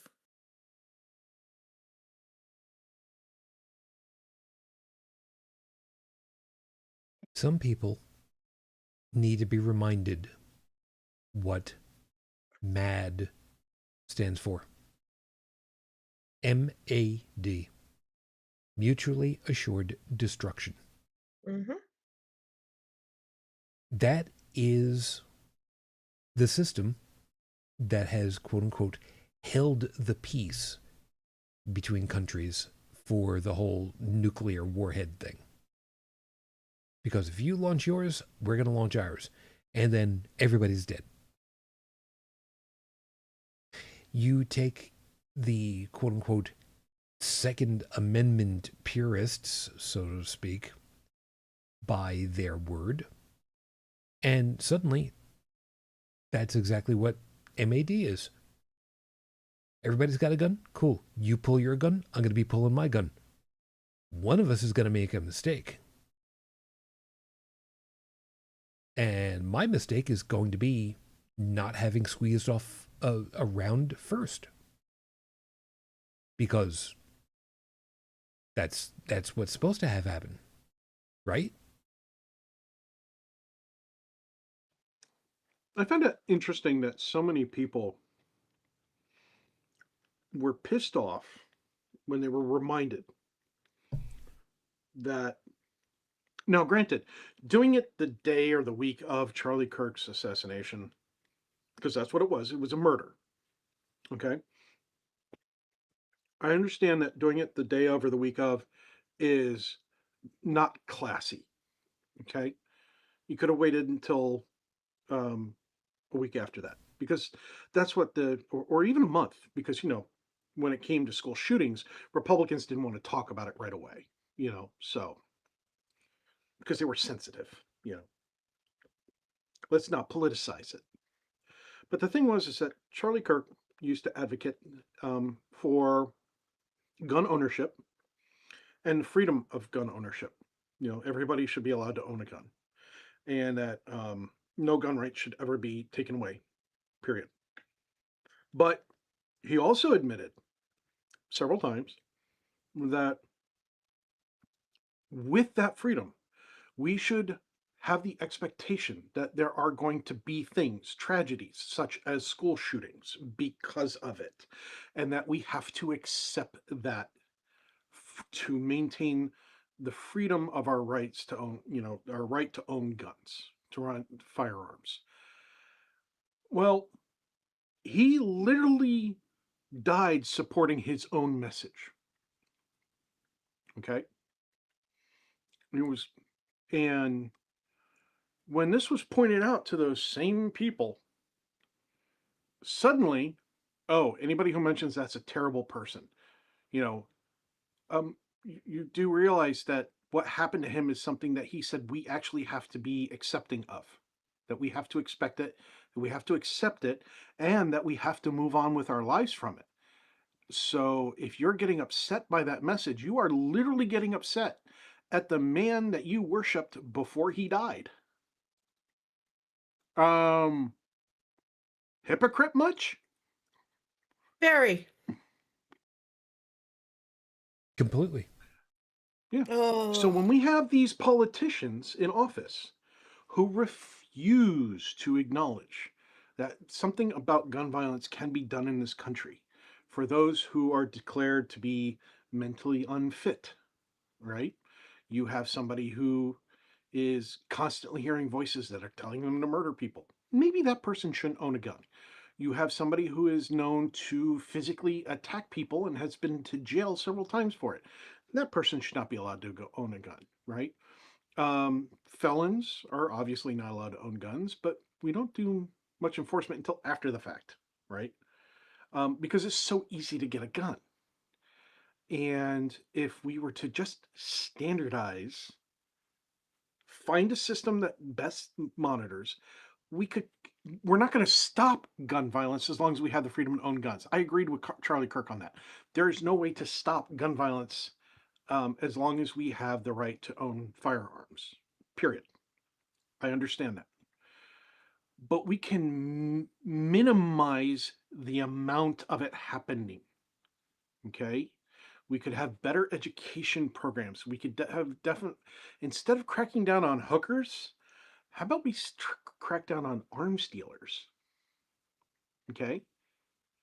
I'm not so worried about the guy selling a couple ounces of weed on the corner, but the one who's selling pistols to like 13-year-olds, yeah, that's more of a concern for me. The having a gun in the house, and you have a gun safe, but you never put the gun in the gun safe, and then the kid, little Bobby or Susie, takes it to school and bang, bang, bang. The parent should be held accountable for that.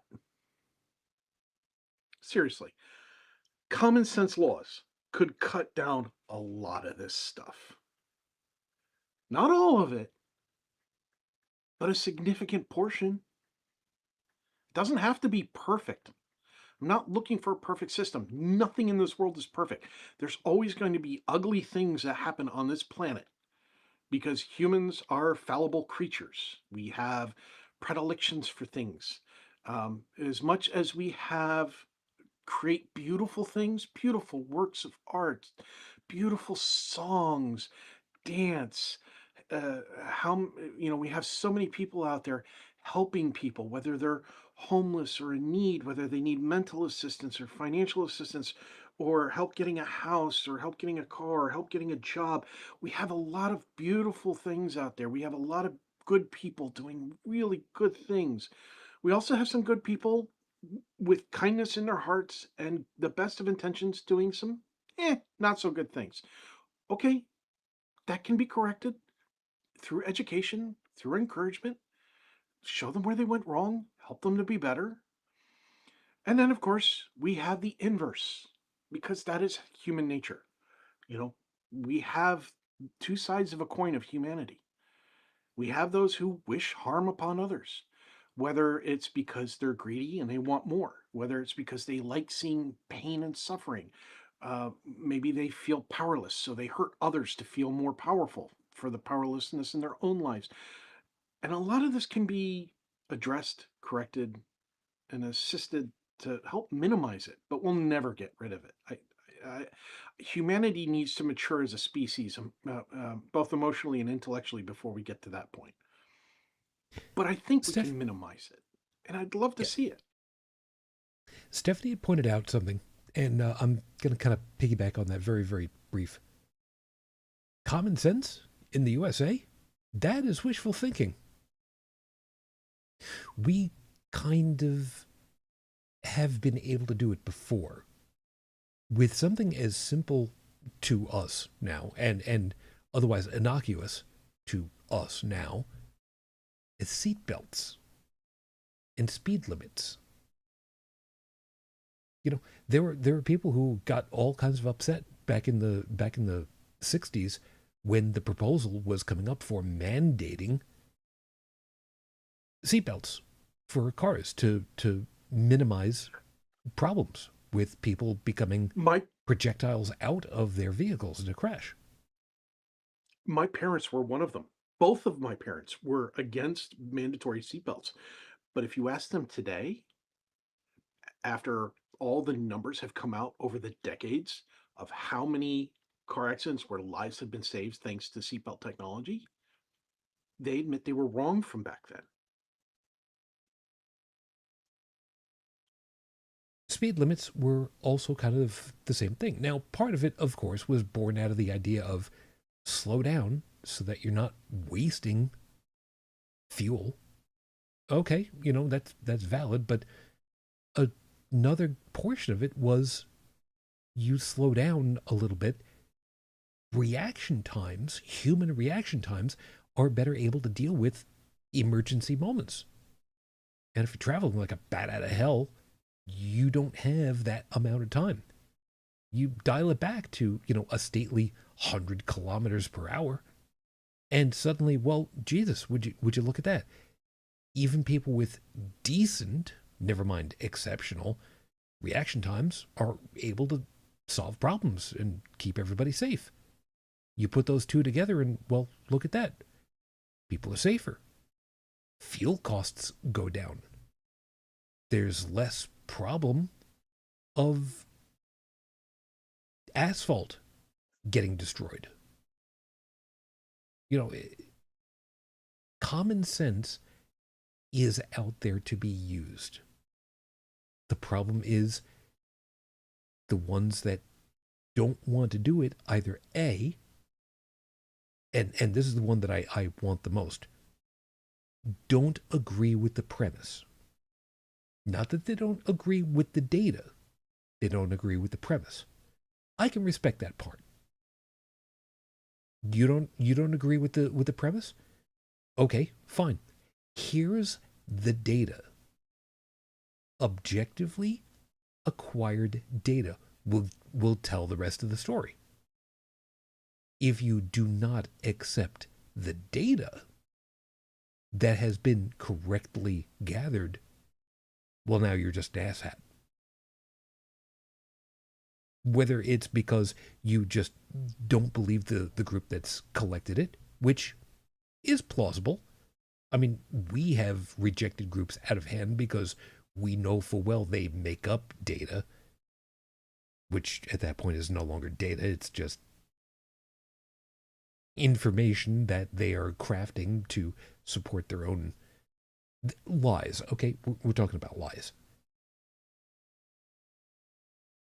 But it's possible. It's possible to have happen. It's just a question mark of how in the hell do you shove it into somebody's face, not down their throat, into their face, to prove to them that they need to do this before you start going to the rest of the electorate's, voting population. You can't, not really. Shoot, you're guiding us through a very interesting conversation tonight. Tech's probably over in his corner, nodding his head like, "Yeah, this is fine. This is fine." And I'm over here thinking, you know, should the United States democracy really require firmware updates? Because it's about due. What we're due for is wetware replacement. That too. A very large wetware replacement. Yep, definitely, definitely. Oh, There need, you know, I was about to say, and I was about to say, there should always be term limits in government. But every time I go to deal with that one, I'm dealt with the the answer that was thrown up about it. Somebody who'd been in government for a while at that point, by the way, was asked, well, should there be term limits for elected officials? And they answered, yes, they're called elections. The answer is but correct. Like you said, but you want to know who it was that said it? Bernie Sanders. And knowing how smart he is and how right he has been through decades, it's kind of hard for me to figure out where I come down on the question these days, because I have to do a lot of heavy lifting in my own brain to try and figure that out now. Bernie should have been running against. Stephanie, going back to speed limits, says in the UK, there's a movement to get speed limits in domestic areas reduced to 20 miles per hour. The physics is that if you hit a 25 per hour, you hit with half the force of 30 miles per hour. That's actually very correct. And I got asked about speed limits around here. And I very specifically said, yeah, you don't have to change the signs. You just have to change what it what the measurement is. Go to kilometers. The damage will be a lot less. But of course, you know full well, we've got that Mm-hmm. small problem of how can I read those little itty bitty teeny tiny numbers that are blue instead of white that say K? I actually got yelled at by somebody not too far from where I live that I was going too fast down the street. I said, I'm only going 40 Canadian. 40 Canadian? What's that? About 20, 22 American? Well, that's still too fast. No, it says 25 right over there. What I find really amusing about the the country going, there's so many people in the country going, we'll never go to metric. We only use the American system of imperial system. It's American, and I'm like, um, it's actually British imperial. It was created in 1826, and it was not created here in the United States. It's only just barely standardized. And how many feet are there in a mile? It's Uh, 5,000 something. How many inches are there in a mile? How many meters are there in a kilometer? 1,000. How many 100-kilometer groupings are there in a kilometer? 10. How do you know that? Because it's powers of 10. my GPS on my phone uses kilometers because that's what I used for 30 some odd years driving around up in Canada. And I judge things by meters and kilometers. I try the miles, and I'm lost. I don't have the feet, miles, and yards down, even though I know yards and meters are only about 3 inches difference. So Yeah, it's effectively, when you're at about 6, speed, it's effectively the same. yeah, effectively the same. But da da da da da da da. You know, I've got to. Oh, somebody's feeding me stuff. Canada's whole system is like, we'll count it by hand, say sorry twice, and go home. And somehow that feels like a more stable democracy than anything that needs a software update. Stephanie just By pointed the way, a out. square mile is 640 acres. Yeah, how many hectares is that? We'll get back to you. Oops. Stephanie said the U.S. system is not imperial. For example, a pint in the UK is 20 fluid ounces. In the USA, a pint is 16 fluid ounces. I can explain why that is. That's because you use a pint for beer. Do you really want to be drinking more of the beer that we have as compared to the beer that you have? Your Honor, I rest my case. Canada's like, we'll measure it in meters. The US is like, that's about 3 football fields and a bald eagle. Meanwhile, you Am go I over to wrong? the only time that you buy anything in a gallon that you're going to consume is milk. Everything else, And that's 4 liters. everything else is in liters.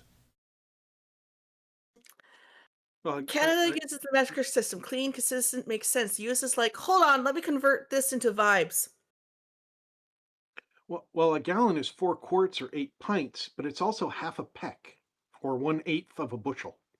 I swear to you, I will nibble on your floppy disks until the cows come home. Do not start with me. I will Canada's go over out. there. I will go over there. I will travel through all the stuff that I've got on my floor, and I will get all of the 100 meg zip disks that I've still got over there, and I will beat you to death with them. Don't tempt me. Canada's out here doing math. Here's a US really doing funny one. There improv with is units. here's a really funny one.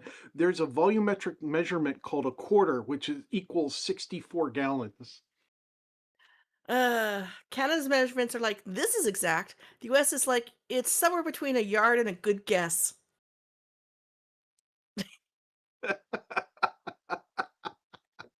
I hate how accurate The that fun part is. is that most Americans don't know this stuff. Well, yeah, you guys measure things completely crazily. You know, temperature-wise, Canada, it's 20 degrees Celsius. US is like, it feels like soup, but also winter. The fact that we still measure the speed of clock frequencies the same as everybody else is a goddamned miracle. Canada measures distance in Miracle! kilometers. The US is like, Miracle! it's about a 15-minute Miracle! drive, depending on the Huh? traffic and density. But depending on where you are in Canada, specifically in British Columbia, we still measure things in time. From Vancouver to Calgary is about 24 hours. And Stephanie has also pointed out, by the way, kind of as a reply to mine, I would rather drink water than what the USA calls beer. I'm sorry, you remember how we call it a truck, you guys call it a lorry, how we call it an SUV, and in Australia they call it a ute? Well, beer water. The UK and the US are just, the same people, just divided by a different pronunciation and language and customs and sanity and parliamentary elections and a king. We've got, I'm sorry, we've got a king now. I have to take that one back. To be honest, I would rather drink water than most beers on this planet anyway. Most of them don't taste good. Yeah, I've proven that far and away many times. The worst one has still got to be the orange creamsicle. Yeah, once upon a time ago, I tried an orange creamsicle beer. Yeah, it smelled like an orange creamsicle. The first taste was not so bad. The third, I believe, is when it tasted like grapefruit, and then it was just That's about enough of that. I'm just saying we'd all be better off if we switched to gatorwine. You can say I that would all love you some want. Okanagan Springs. I would really love some Okanagan Springs. Send me Okanagan Springs. Send me arrowroot cookies. Send me Meli Malo. Cool. Then you guys can have whatever it is that you're going to have, because me, I'm just going to have my nice steel tumbler from Tim's. Yeah, that's fine. I've got a Timmy's thing somewhere around here too. Look, it's either that or I go with Fireball again, because I've still got the little container over here. Actually, is there anything more? No, there's nothing more. No, I've got Fireball. I got a bigger one. I've got a Eh, Mickey at least. I think it's bigger than a Mickey. I needed it as a prop, so that's a whole other thing. My grandfather, my loving, wonderful grandfather back in the mid to late 80s before he died, his friends were giving him all those little itty bitty bottles from all the trips that they were taking, and he had a shelf going around the top of the kitchen, and it was going down into the hallway, and he had his little collection. And when I visited him one Christmas, he actually needed to put up a new shelf because he was given a whole bunch of those little bottles, and none of them were touched. Not bad. Yeah. We're gonna have to close up shop here in like after this. But Stephanie pointed out you because I said we have a king now. Also said you have an emperor. We have a king who is just a figurehead.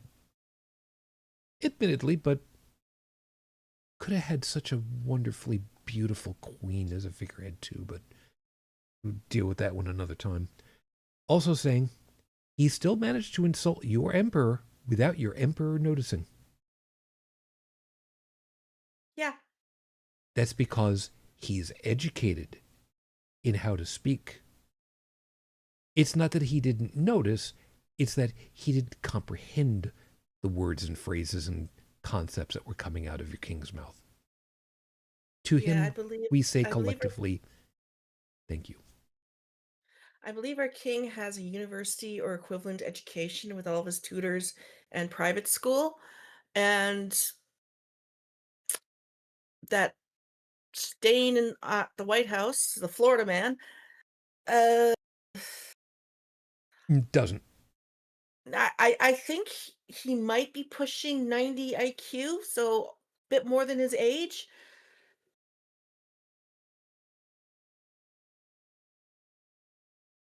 I think most of us will finally be comfortable once that reaches room temperature. Canadian or American? No, you completely misunderstand the point. Yes, I know. I have not misunderstood the point. His IQ should reach room temperature. Canadian room temperature or American room temperature? Yes, any of the above would be great. Oh, The IQ is a measurement of the mind.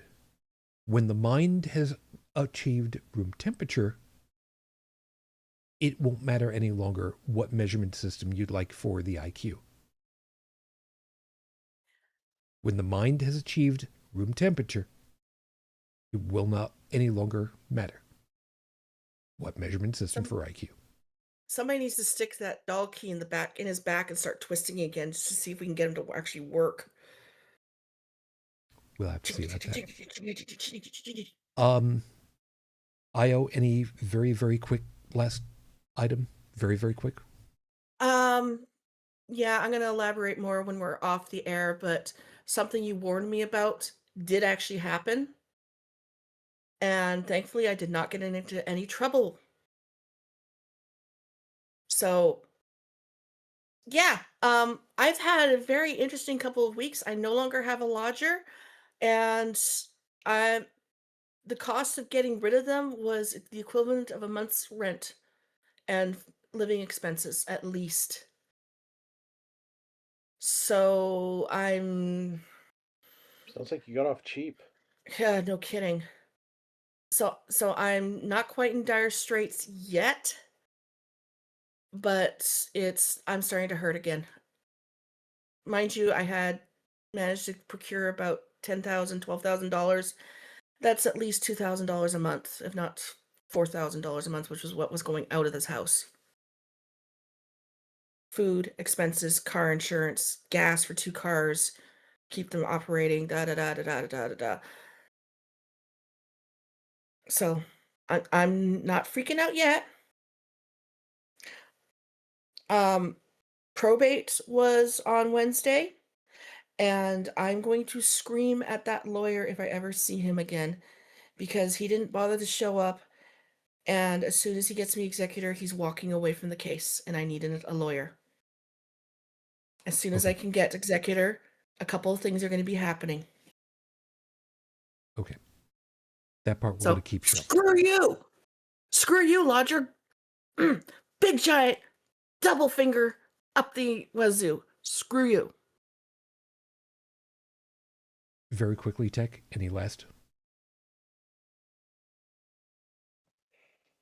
Uh, no, I think I've said a lot of nice things. I think I said, no, I don't have anything else. I'm good. Okay. I'll make this one very, very brief.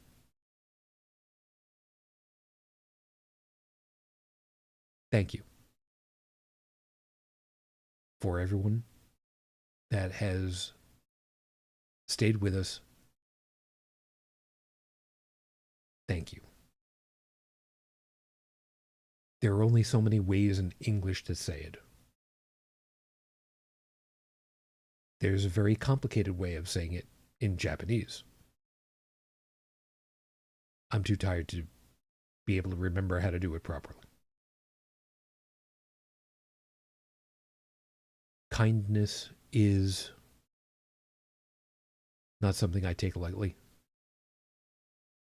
So, for all of you that have shown some semblance of, just thank you.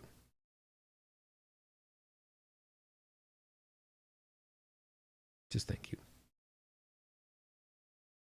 We got to call it a night. Thank you all for being with us. As always, if you found something worthwhile in all of our perspectives and you've got something to think about for the week ahead, then we've done our job well. Over in the chat, Stephanie, Lexa, thank you guys. Always appreciated. I'm glad that we're able to be back together again.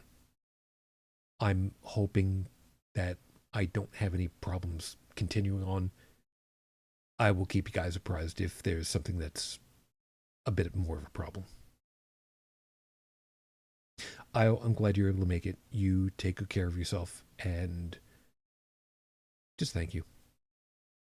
Pray for me. I have dentist on Tuesday. Pray for me. I will make a summoning circle and hope that the Greek god Murphy decides to investigate it because it'll be more interesting. Because when the hell does he ever do that? Maybe that'll help. Tech, That works.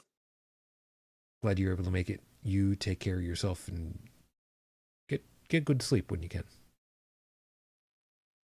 Oh, absolutely. I'm going to be up for the next 26 minutes because I just found out 2 days ago, and somehow it made it past my notification bell, that Let's Game It Out did Windrose. So this should be fun. I love Josh. He's great. He has a bad habit of blowing up computers. That much I know. I know. He just it's awesome. I love watching him do stuff, finding the limits of games and things like that. Especially when he did what was it, Starburst or something like that? Whatever the game was called. What? I have no clue what you guys are talking about, but this sounds like Oh, it's the so there chaos is I a need. YouTube channel. There's a YouTube channel called Let's Game It Out. The guy who runs it is called Josh, and he is known for finding the limits of the games to the point of where the computers crash. He played a game called Star Rupture, which is in early access, and figured out how to beat the game without ever completing the tutorial, which the tutorial locks you into a very small section of the map. He he beat the game as it stands without completing the tutorial. And it has blown a lot of people's minds what he's capable of. His comment sections are all the same thing almost every time. People are saying, look, if you ever need to figure out what's wrong with your game in terms of how people can break it, just give Josh a license key to it. We have to get going. Thank you all for being with us. We will So we're hopefully putting see this in you the show notes, next right? week. Other than that, please be in touch with us over on various socials. Most appropriately, of course, you can hit us over on BlueSky. Facebook is hit or miss, and at this point, my headset is about to die. We will hopefully be back again next week. We'll see how that plays out. Until that point, I wish you all the peace I no longer have. I wish you the strength that I've learned. I wish you well. Luna watch over you all. And good night.